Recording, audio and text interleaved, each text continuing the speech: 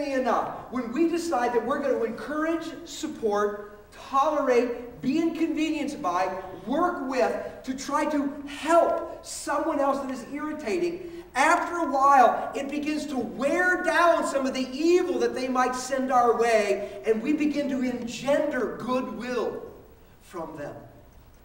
Romans 12 and verse 21 says this. It says, "Do not be overcome by evil, but overcome evil with good."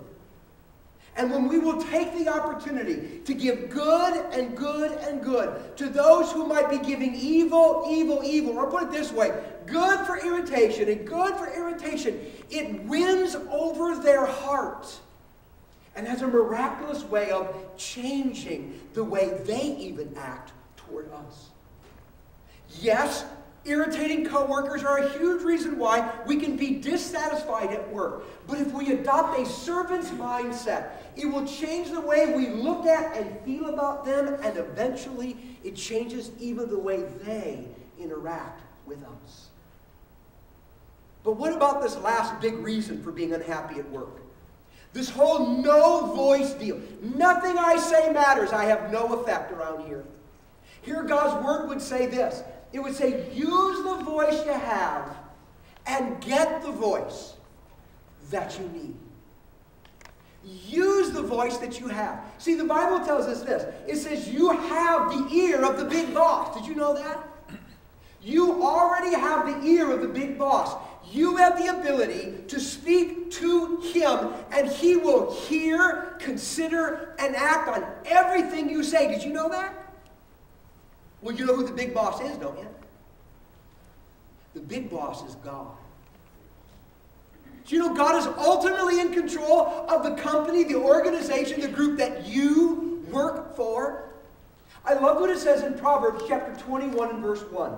It says, "The king's heart is in the hand of the Lord. Like the rivers of water, he turns it wherever he wants."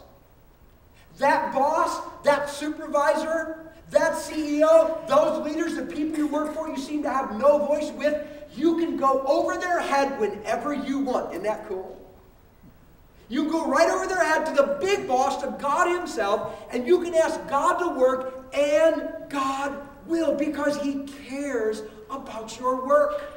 He cares about your work environment. He cares about what goes on in your workplace. Have you ever gone to God and prayed any other prayer than, "God, get me out of this job"? Have you ever said, "God, would you transform my workplace?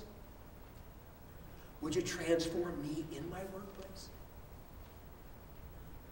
Your boss, your supervisor, their hearts are in God's hands, and you can talk to God, and God just may turn their hearts in response to your prayers. You know, there are few organizations, few CEOs, few leaders that seem to be as impervious to the cries of normal people as insurance companies. Right? Insurance companies.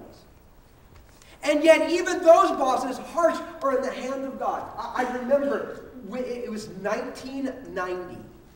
Actually, it was going into 1991. And we found out that my wife, Sandy, was pregnant with our 5th child. It was a high-risk pregnancy because Sandy had gone through some surgeries while pregnant, not knowing she was pregnant. With the drugs they gave her, the X-rays and MRIs they subjected her to, are not things they would have done had they known that she had been pregnant. And so we were now going into a very high-risk pregnancy where we were encouraged to have an abortion because this child would in all likelihood be deformed. As it turns out, Lindy wasn't deformed, a little goofy in the head, but not deformed. But we had dropped our maternity insurance 6 months before Sandy got pregnant. And we're looking at a high-risk pregnancy with no maternity insurance whatsoever. And I remember the doctor looking at us going, "You're going to go bankrupt." We were at home one day, and my wife and I were talking about our financial situation in the calmed, reasoned, and spiritual way that we always talk about money.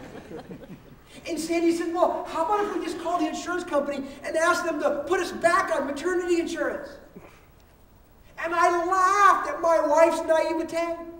"Oh, Sandy, oh, you have great faith, but little reason.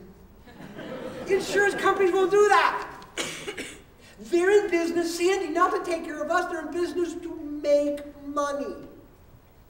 We canceled like almost 9 months ago, 6 months before you got pregnant. Now they're looking at a high-risk pregnancy that could cost tens, maybe hundreds of thousands of dollars, and you think we can go to them and say, excuse us, would you just put us back on and cover this whole thing? It's not going to happen. And Sandy said, well, you know what? I'm just going to ask.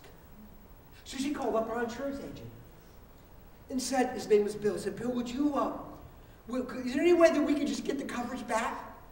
And Bill went, oh, Sandy, you have great faith and little reason. Insurance companies don't do that kind of thing. I'm sorry, I wish we could help you out. And Sandy said, Bill, could you just ask? 1 week later, we get a telephone call from Bill. His first words to Sandy were, you're not going to believe this. He said, even though I thought it was totally futile, I went to my bosses and I told them the situation. And here's what they said. If you'll pay your back premiums, they will reinstate your coverage and you will be covered in full. And my wife came to me and said, oh, Dave, you have great reason, but no faith. Guess what God did? And of course, I rejoiced humbly alongside my wife. And God brought to my attention, once again, the king's heart is in the hand of the Lord. Like rivers of water, he turns it wherever he wants.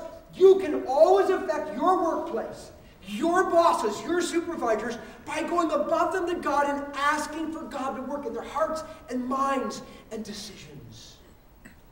You have a voice. With the most powerful person there is, use it.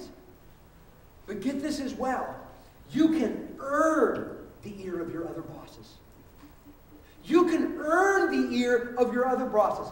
Proverbs says in chapter 22 and verse 29, do you see a man who excels in his work? He will stand before kings and not ordinary people. Do you know what it's saying? It's saying if you will excel at what you do, you will catch the eye of those you work for. And after you have caught their eye, you will gain their ear. You will gain influence. You will gain voice by virtue of a job well done.